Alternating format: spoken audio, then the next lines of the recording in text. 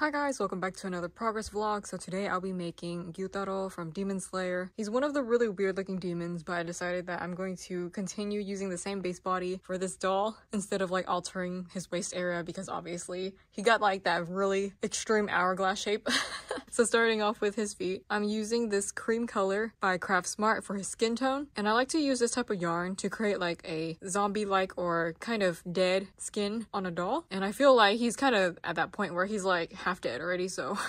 Up next, I'm using this blue color for his pants called Blue Moon by Impeccable, and then transitioning back to the same skin color yarn, cream. And then for his eyes, I went ahead and painted them with some markers. And then the eyelids, I'm giving him rounded corner eyes using black eyelids. And yeah, this is the current update so far. So welcome back to the next update for the body. So starting off with his pants right here at the bottom, I'm creating these little strands called leg wraps. And I created 3 of them for each leg. So what I basically did was take my yarn needle and sewed on these little chain strands onto the legs, and I also kind of glued them in place as well. Between each leg wrap, I left about 1 round of space in between, so that way there's like some little indentations in between the legs, kind of like how it is in the photo. And I did that one for both sides, and I also did like a very similar thing right above the leg wraps, which I'm calling the waist wraps. Basically another strand of chain wrapping around the waist, 1 round above the leg wraps, and that's pretty much it for the details of the legs. Like I'm not gonna like wrap his legs a million times just to create that like extra bulky layer, but to give it some depth, that's how I decided to do it. And then for the arms over here, I started off the entire arm with just skin color. So again, I'm using the color cream because it's slightly darker, and I went back and sewed on this red color yarn called Terracotta by Olive's Yarn, and I wrapped that around the arms 3 times as well. Did that for both sides, and then around the neck area, I also went ahead and took the same terracotta yarn and sewed that around the neck area. I didn't connect it like accurately as how it's supposed to be in the photo because his hair is going to be like covering pretty much the majority of his back. I think I went ahead and took some black lace yarn and sewed on the ab lines as best as I could. It's not really much of a guideline to this, I just kind of winged it. And I also took some black yarn and I tried to embroider on the little black splotches along the side of his waist on his chest area. And there's also one right here again on his back, which will probably be covered up anyways. And then finally, for his hair cap, I'm using black yarn for the first 4 inner rounds and the first outer round. And then I'm transitioning to this green color called Fern by Impeccable Yarn. And I did that for the last 3 outer rounds. And I'm changing the colors because he does have a color transition going from black to green. And I feel like it's just easier to work with that by changing the color of the hair cap. That way it can match. So by the time I put like hair strands on here, if there are any gaps and stuff, you don't have to see like black yarn if I were to only use black yarn for the entire hair cap, if that makes sense. But yeah, this is what he looks like so far. And here again on the back side, and I'll be back.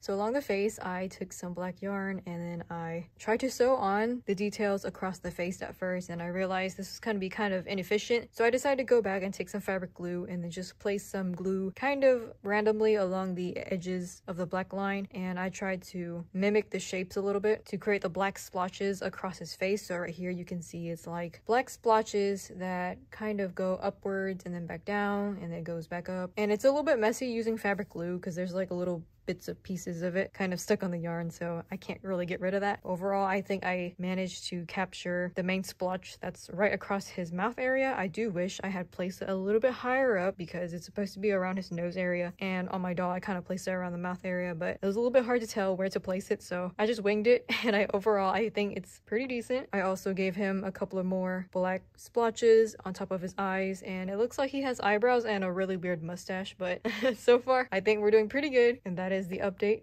Hi guys, welcome back to another hair update. And as per usual, if you want to know how to create your own anime style hairs like I do in this video, links to my Nikki hair tutorial pattern in the description box below. And going back over here, I usually start off with the bangs, and I'm currently using this green fern strand to create his very crooked hair strands. Starting off on this side, this is an 8 chain, which I simply just bent forward and placing a pin down so that way the shape of the hair strand can form and it can keep its place. And here up next to that, I'm altering it with the 12 chain. We go back to 8 chain and then another 12 chain on this side. So on this side, it will be another 12 chain, and I'm basically mirroring both sides. So here I'm taking my 12 chain, then I will be placing a pin right here, and then what I'm gonna do is fold it forward, and then we're gonna fold it down again, kind of like that, and then I'll simply just be taking another pin to pin it down, and hopefully it doesn't cover his eyes. And then I'll be altering it the same way along the sides.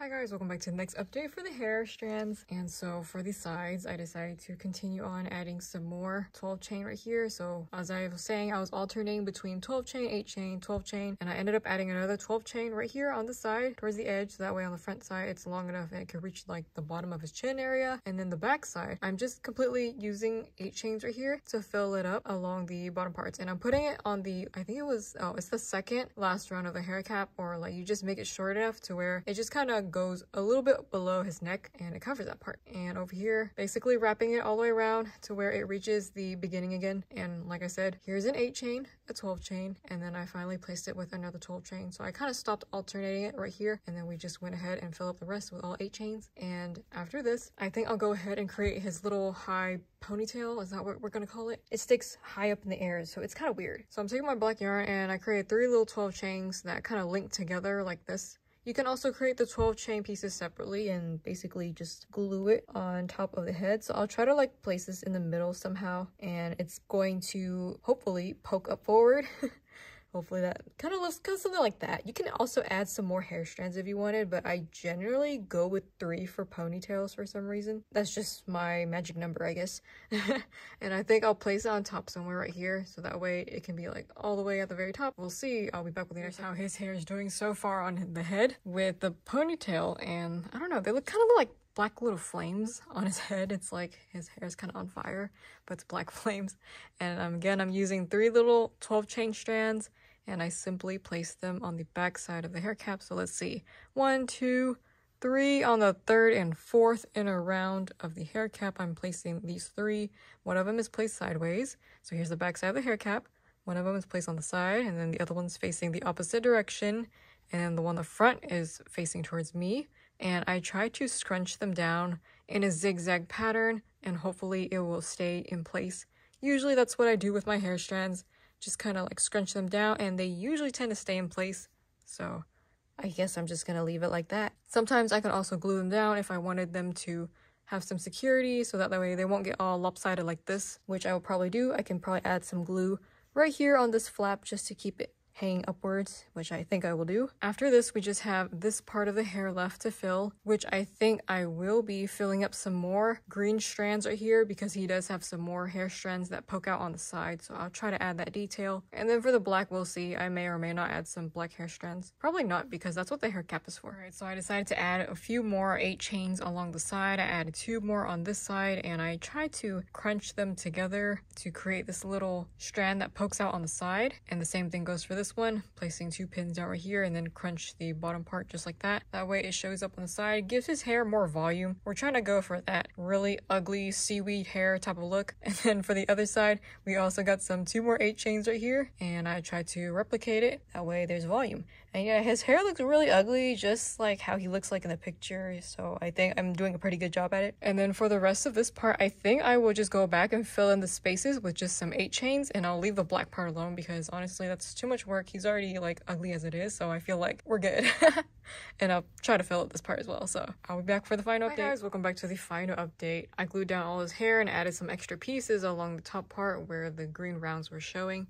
So on the back side, completely filled up right here, here, and here. For the black part, I feel like it's flat enough, and I could just leave it as is. I don't have to like go back and add on extra black hair strands. So like from the side view, I feel like this is okay. And he has his little black flames at the top, his so-called ponytail, I guess. And there we go. See the 3 strands, you got like 1 poking out on one side, the other side, and then the front as well. So it just kind of like balances each other out on all 3 sides. And yeah, that's what that looks like. We got some little hair strands, 8 chains on the side of here, both sides, just kind of pokes out a little bit for volume. And his expression, I feel like because of the black splotches, it kind of makes him look like he has eyebrows, and he doesn't look as angry as he is supposed to be. But I'm not gonna give him some eyebrows, because I usually don't do that for my dolls. But overall, I think I did a pretty decent job at capturing how ugly he is on a doll. So there we go. This is my simplified version of Gyutaro, and I'll have notes for him in the description box as per usual. And hopefully you can tell that, yeah, his skin is a darker shade than the other ones, and I'm hoping that he comes off as a more zombie-ish like doll to go with the character. And that's how I was hoping for him to turn out. So there we go. Hopefully you guys like it. Thanks to those who donate to me monthly on Ko-fi, as it really helps fund my supplies. And I'll be back with another progress vlog soon. Bye!